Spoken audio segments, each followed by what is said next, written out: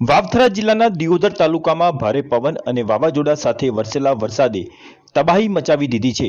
દિયોદર તાલુકાના લીલાધર ગામે ગઈકાલે રાત્રે વીજળી પડતા ખેતરમાં રાખવામાં આવેલ ઘાસચારાના પૂળામાં ભીષણ આગ ભભૂકી ઉઠી હતી।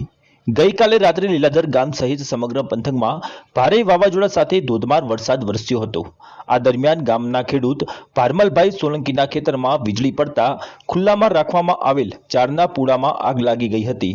જોતજોતમાં આગે વિકરાળ સ્વરૂપ ધારણ કરતા ગામમાં ભારે દોડધામ મચી ગઈ હતી। આગની લપેટમાં આવતા 2500 થી વધુ ઘાસચારાના પૂળા બળીને ખાખ થઈ ગયા હતા। ઘટનાની જાણ થતાં જ ગ્રામજનોએ ભાભર અને થરા ફાયર ફાઇટર વિભાગને જાણ કરી હતી। જાણ થતાની સાથે જ ફાયરની ટીમ તાત્કાલિક ઘટના સ્થળે પહોંચી હતી અને પાણીનો મારો ચલાવી ભારે જહેમત બાદ આગ પર કાબુ મેળવ્યો હતો। સદનસીબે આ ઘટનામાં કોઈ જાનહાનિ થઈ નથી।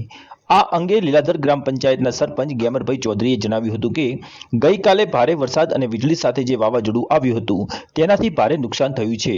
અમારા ગામના ભારમલભાઈ સોલંકીના ખેતરમાં વીજળી પડતા આગ લાગી હતી, જેમાં 2500 ઉપરાંત ચારના પૂળા બળી જતા ખેડૂતને ભારે નુકસાન થયું છે।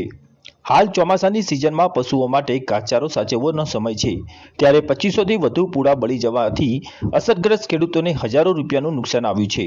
જોકે ખેડૂતોની માંગ છે કે તંત્ર દ્વારા સર્વકરી સહાય ચૂકવવામાં આવે।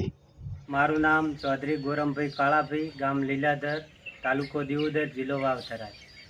આજે રાત્રે જે અચાનક કુદરતી તોફાન આવેલું હતું એ ખરેખર જીવનમાં ક્યારે જોયું ન હોય એવું તોફાન આવેલું હતું, જેના કારણે મારા ગામની અંદર સોલંકી ભારમલભાઈ શિવાભાઈના જે ગરીબ ખેડૂત છે એને 2500 થી 3000 પૂળા જે છારના હતા એના ઉપર આકાશી વીજળી પડવાથી એની સંપૂર્ણ સાર બળી અને નાશ પામી છે।